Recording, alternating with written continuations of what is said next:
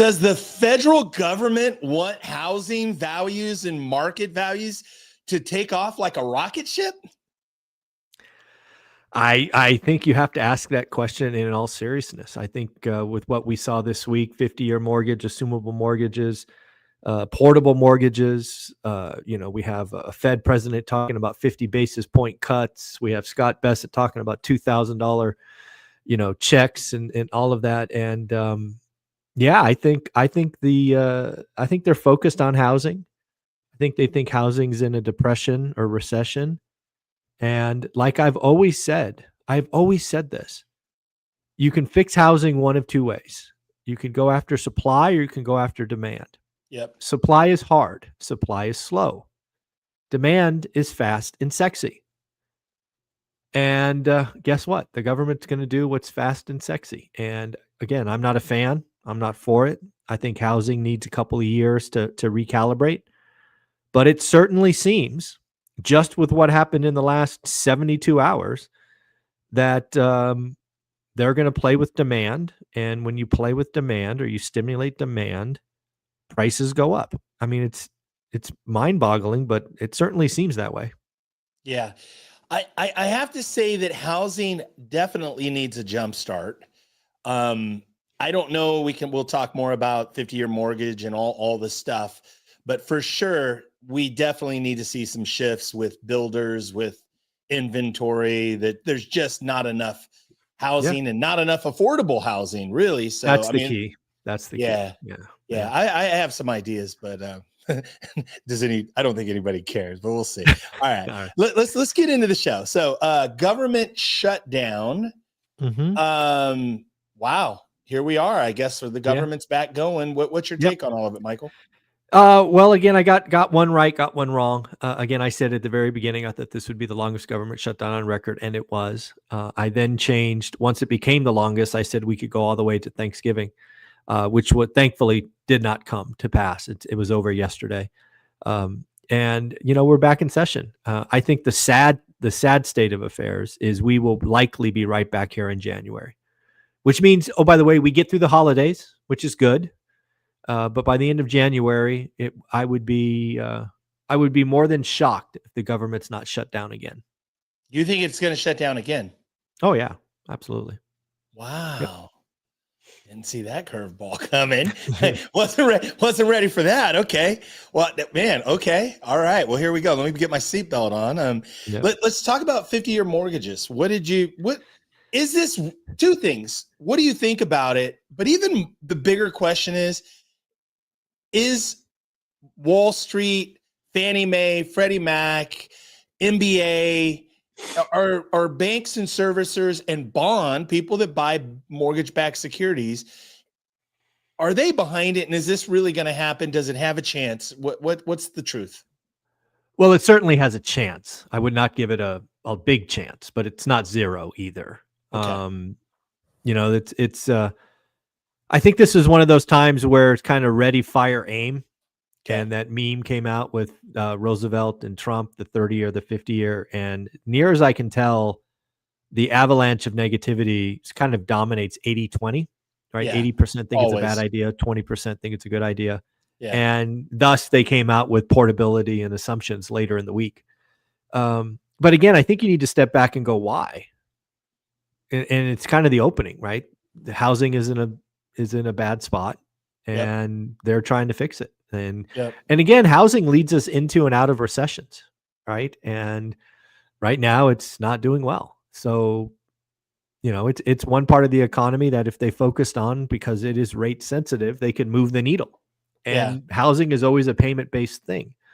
As far as what is, I think my the near as I can call it, or the best analogy I have is, I think 50-year mortgages is exactly like rent control. Yeah. What I mean by that is, if you get in early, if you're one of the lucky people who get in early, it feels great. But every year that goes by, it feels worse and worse and worse and worse. And that's what I think of 50-year mortgages. That said, Jason Hartman, Ricky Caruth, even Dion McNeely, they all believe that the 50-year mortgage is a great idea for investors, which I agree with, right? More cash flow, better yield. They also all agree that it's good for sophisticated investors, which I agree. Agree. I just study the average American consumer, and the average American consumer is an idiot, and it would not do good things to just add more debt to the average consumer, in my opinion. If I'm above average, does that make Yeah, you'll be okay, Ty. above average? It's just so funny. Okay, let me. My curveball is this, and I haven't really said it on the show, I don't think, but I think that if they looked at the capital gain structure, specifically for maybe like landlords who've owned for a long time, if you've owned for longer than X 10 years or whatever the case may be, to loosen up. I just see so many absentee owners that are stuck or have a limiting belief of being stuck, that they don't want to do the cap gain, but they don't want a 1031 exchange. How do they get their equity out? And so I wonder that, the government could change the tax code. Oh yeah. That would seem a lot faster to at least loosen up inventory. I think you're onto something. I think if you wanted to create an avalanche of supply, even if you just did what they did for owner occupants, right? Make the first 250 grand or 500 grand if you're married tax free. I think you'd be shocked. To your point, I think you would see so much inventory fly off the sidelines, because it's not only the capital gains, it's depreciation recapture, right? Which hurts landlords. Horrible. Horrible, right? Horrible. So that's why you get landlords in their 60s and 70s who own property free and clear that they don't want to sell. It's like, I'll just let it limp along until I'm gone, and then my kids get stepped up basis, and then they'll sell it. So yeah, I think if you just had capital gains, you would be shocked at how much inventory came. I think that's a genius idea. Yeah. And it's interesting because the government has full control of that, and that it's not like you don't need mortgage backed securities and you need all of these people to kind of jump in line and fall in line with the idea. So interesting. So let's talk about the assumable portable mortgage. I'm glad I read about it. I did read about it this morning, not in preparation, but I'm glad I'm prepared. What's your thoughts on it? How does it work? And what's your takes? So assumptions, we'll start there first. Those have been around for a while. They were actually very common in the 80s. They're still being done today. There's a company called Rome that's helping buyers and sellers get connected. So assumptions are happening today. They're not easy. They're very time consuming. I've known dozens of people to try, and only a couple of people succeed in getting an assumption, but they are possible.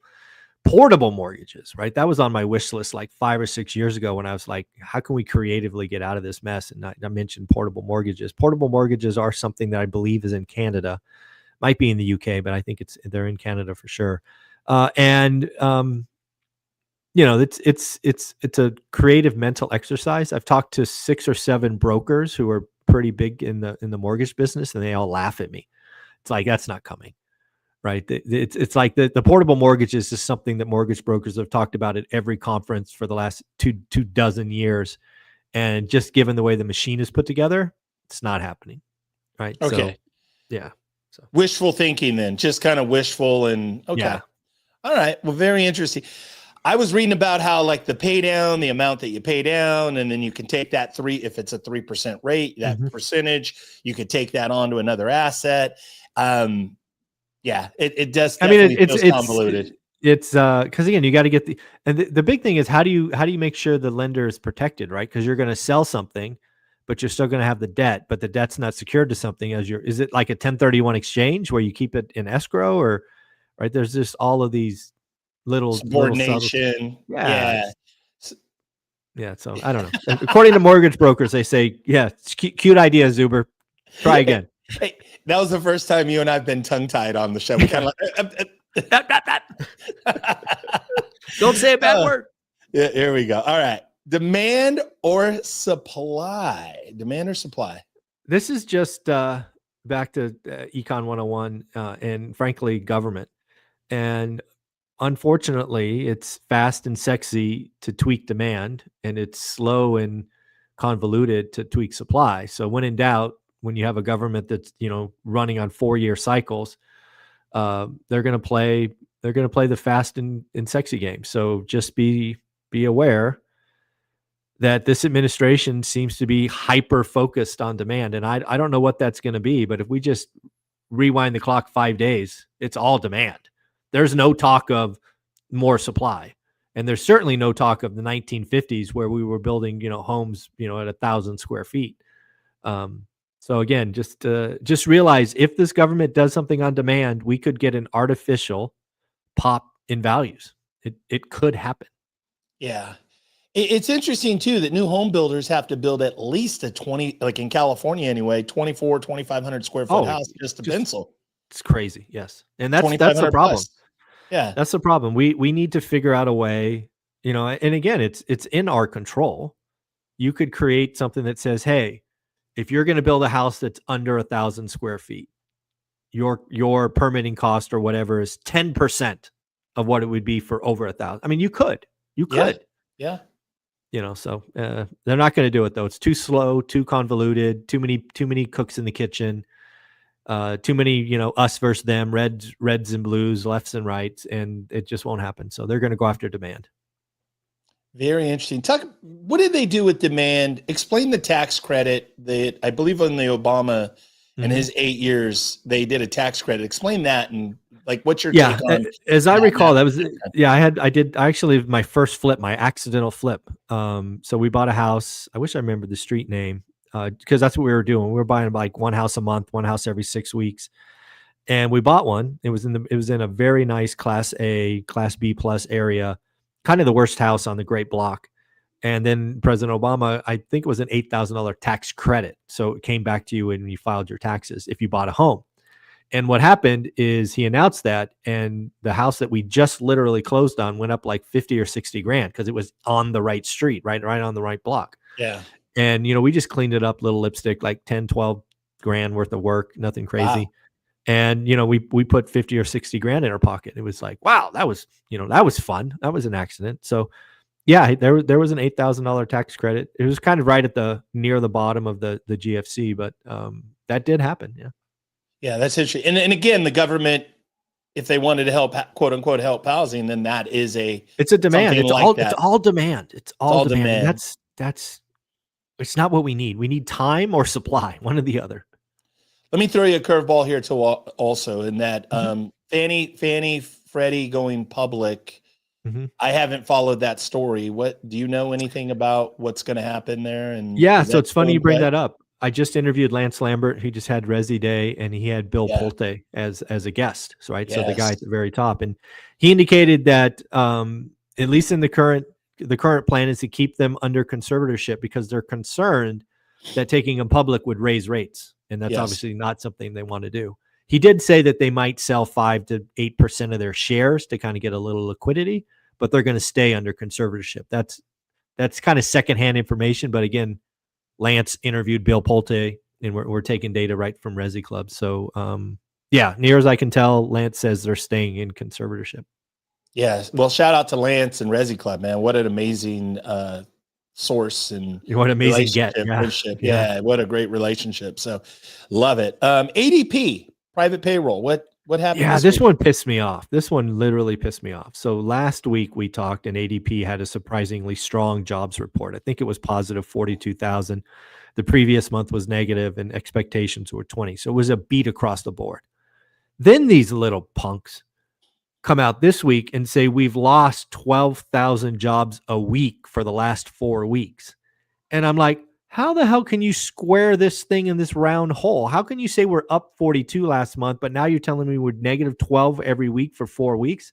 Make this make sense.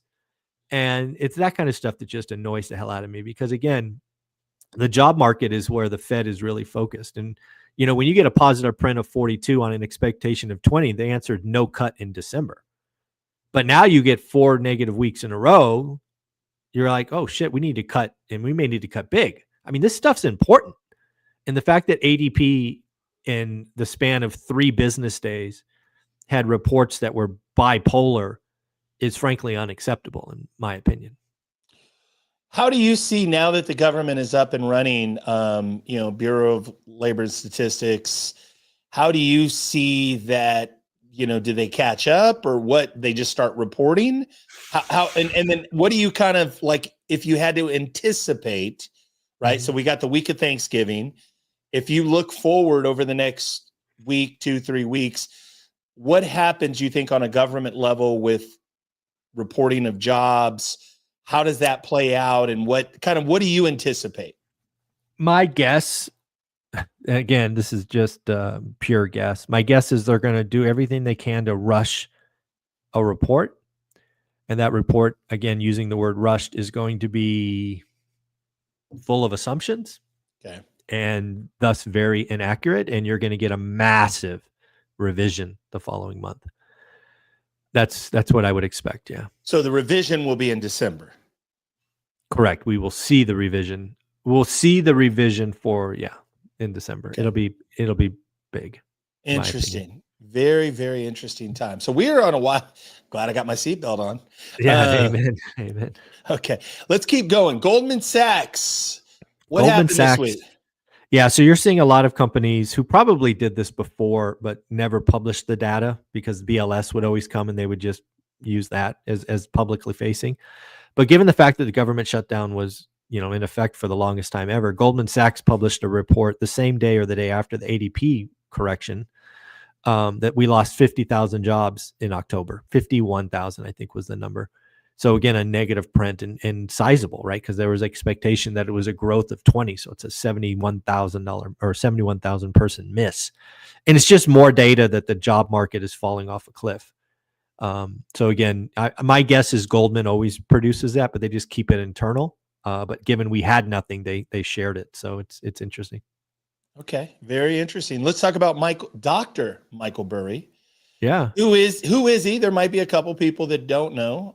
You and I are very familiar with his story. Mm-hmm. Yeah. What's going on with him? The Big Short. Talk about who is he and where are we at with him on his call with NVIDIA and.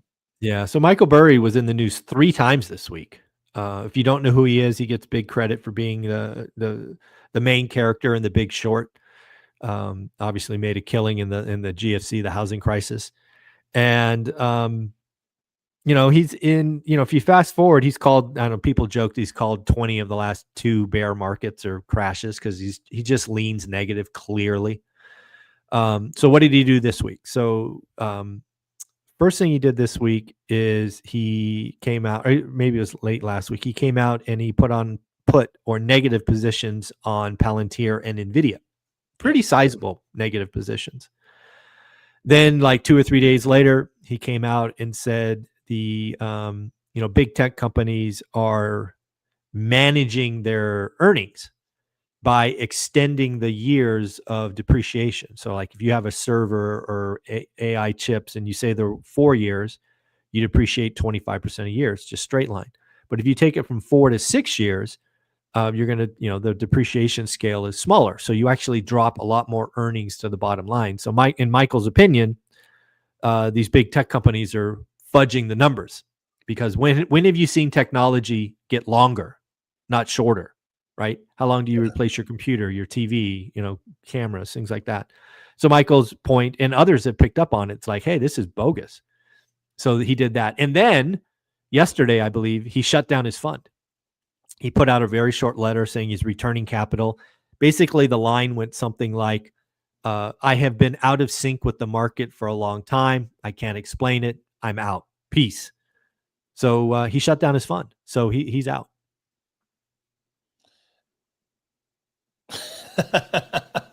So many questions.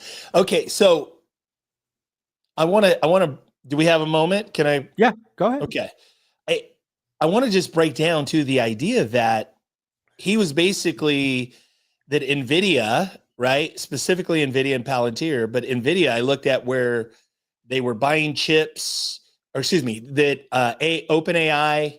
They basically did a big investment of OpenAI, and then OpenAI would then in return a $10 billion investment from NVIDIA into OpenAI, but OpenAI would then turn around and buy chips. Yeah. And it's weird. I don't know. The NVIDIA stock's down, Palantir's down. Is Michael Burry saying basically he was wrong on this, or? I don't know what Michael Burry's saying. Again, he's a very odd individual, and to predict what he's thinking or saying is probably a fool's errand. Okay. I think he's again, just one guy's opinion. I think he's frustrated. I think he knows he's called 20 of the last 2 bear markets, and I think he's frustrated, maybe a little embarrassed. And he's like, hey, and I don't expect him to go anywhere. I just think he's done taking outside capital. The guy's already rich. He doesn't need outside capital. It's probably a hassle for him to keep filing reports. So he'll go do a family office and manage his own money, and he'll still be around. He'll still be Michael Burry. So we can have that name, but I just think he's done with outside capital. Interesting. Okay. Probably taking a lot of heat then, I'm guessing, for going against the grain. If you take out Over AI and over investment. and over. Yeah. Okay. Makes sense. Okay. Well, we're going to come back to him because he's a very interesting character. Let's talk about the Fed. Speaking of interesting characters, the Fed, Jerome Powell, hawkish. Arthur Burns versus right. Volcker, yeah, right? I think the audience, or I think the public, like even Nick from the Wall Street Journals, is talking about what I've been highlighting for the last month or so. The Fed is clearly divided, like I've never seen before. Okay. Near as I can tell, 5 Fed presidents want to cut in December, which means 13 don't. And again, there's only 12 voting, and I don't know how those break out. There's 18, but only 12 votes, 6 ultimate, whatever. Anyways, so I think it's pretty clear that 5 want to cut and 13 don't. And that's a big delta. And that's why I think the jobs data is so important. Because if you're going to get anybody to capitulate, it's got to be really bad jobs numbers. Otherwise, no cut in December. I happen to think the jobs market is bad, but I have no faith in the government data being correct for another 6 weeks. I mean, that's just, the data is going to come out. It's going to be rushed. It's going to be wrong. And then they'll have a revision that nobody talks about.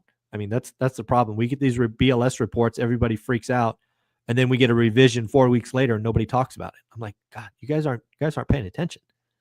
Got it. So Fed meets on December 9-10. And correct. So if we look at, you're saying a 6-week revision, we'll see that revision the following, basically sometime around the 15th, the 18th. My hope, and my big hope, is the Fed will have it. The public may not have it, but we're talking roughly a month. So my hope is the Fed knows. They have to know. Quarter basis point in December, yes or no? Yes. Okay.